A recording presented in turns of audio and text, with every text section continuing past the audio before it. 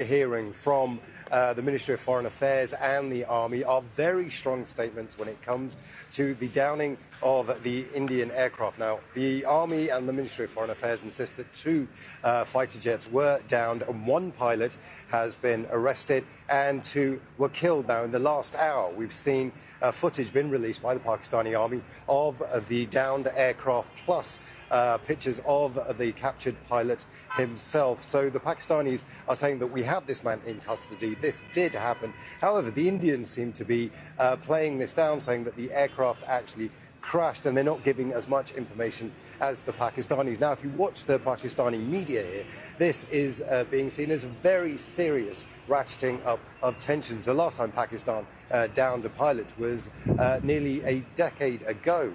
So it's been a very long time since tensions have been at this sort of level. Where it goes from here is going to be key. Whether it becomes a diplomatic thing or whether it becomes a military thing remains to be seen. All right, Imran, thank you for that. Imran Khan there, our correspondent in Islamabad. Now to Fez Jamil in New Delhi. And Fez, we understand that there are two competing narratives here. There is the one coming from the Pakistanis and there is that coming from the Indians. What are the Indians saying about it all?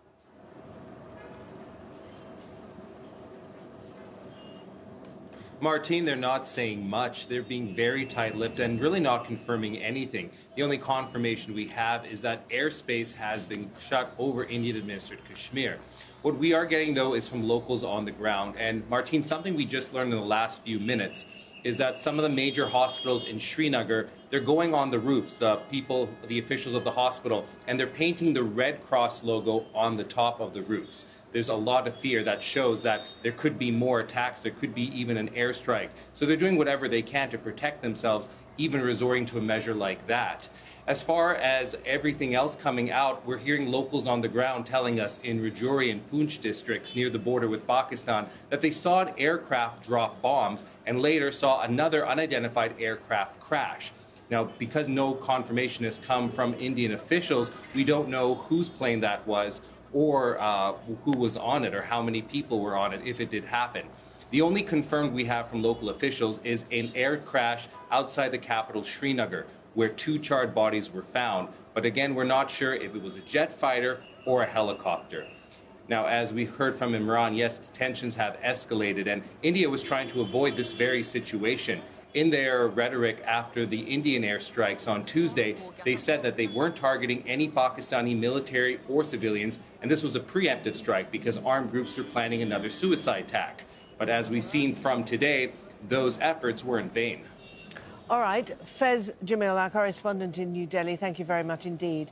Now we can speak to Uday Bashkar, a retired Commodore in the Indian Navy and Director of the Society for Policy Studies. He's also joining us from the Indian capital, New Delhi. Thank you for talking to us again. This situation, this scenario we're witnessing right now has all the potential, doesn't it, to escalate into full-scale conflict? I'm afraid the short answer is yes, because if we review what happened over the last few hours and the kind of perception that has been conveyed from one side to the other, particularly through social media, it has all the elements of going up the escalation ladder, because there are reports about aircraft being shot down. And furthermore, it appears that there are military preparations going on, if social media is to be believed, which is a big question mark. But I think the short point is, yes, there is escalation on the cards, and we have to see how the political management on both sides, the political leadership, is going to manage this particular situation. Do you think that there is room in this rather tense situation? There is room for political miscalculation, which could almost inadvertently tip the situation into all-out conflict, because both sides are saying that they don't want war. You know, I would say that, yes, there is a possibility that there could be a wrong call in terms of how both sides see the situation. But at the same time, I would say what is encouraging, and this is literally over the last 1 hour, that there are fairly firm statements coming out, I think, from both sides, suggesting that they do not want to escalate. that both sides want to review whatever has happened till now. And I think then to get on top of the story, because if you just remember what happened between yesterday and today after the Indian strike on Balakot, the first Pakistani response was to reject it and say nothing had happened. Then Prime Minister Imran Khan said the foreign media would be taken to Balakot so that the reality on the ground could be established. From then to now, we've had these reports about the aircraft having been shot down. So I think the statements that have just come out over the last 1 hour is we do not want to escalate.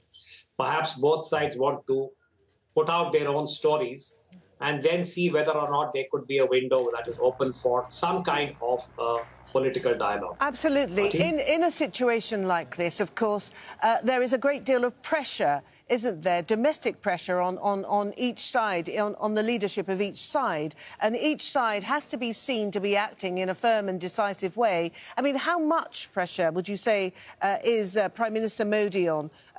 We've obviously got to mention the fact that we're in the run-up to elections, which must add a particular dimension to this current scenario. I would say that there is considerable pressure on both Prime Ministers. Prime Minister Modi in India to make the appropriate response after the Pulwama terror attack, which the Pakistani group had claimed. And concurrently, there is pressure, to my mind, on Prime Minister Imran Khan, who is a relatively new Prime Minister, to prove his mettle that he can lead his country in a moment like this. So this, I think, is being exacerbated by social media, by television, and by the speed with which information is being conveyed from one side to the other. And there is a lot of what you might call as the nationalist fervor that we see in any country when there is any kind of a military threat to national security. And that is where I think we need more prudent kind of both political, I would say, leadership, and a certain degree, if I may take the liberty of saying, on Al Jazeera, some kind of prudent reporting of what is happening, so that inadvertently what is being put out in terms of the narrative is neither endorsed nor in a corrosive way taken forward, so that existing nationalist passions do not get inflamed further. But then I'm an analyst, so I can say all this. Of course. Thank you very much. Uday Bashkar talking to us live from the Indian capital, New Delhi. Thank you. Now, the Nigerian president has been re-elected for a second four-year term. Muhammadu Buhari won 55% of the vote in Saturday's delayed election, but the main opposition leader, Atiku Abubakar, who lost, has rejected the result and says that he plans to challenge it in court. From the capital, Abuja, here's our correspondent, Harun Matasa.